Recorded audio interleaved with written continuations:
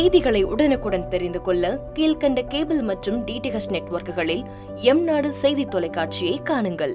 பாதகம் செய்பவரை கண்டால் நாம் பயம் கொள்ளலாகாது பாப்பா. மோதி மிதித்துவிடு பாப்பா, அவர் முகத்தில் உமிழ்ந்துவிடு பாப்பா. அண்மை செய்திகளை உடனுக்குடன் தெரிந்து கொள்ள இணைந்திருங்கள் எம் நாடு தொலைக்காட்சியுடன்.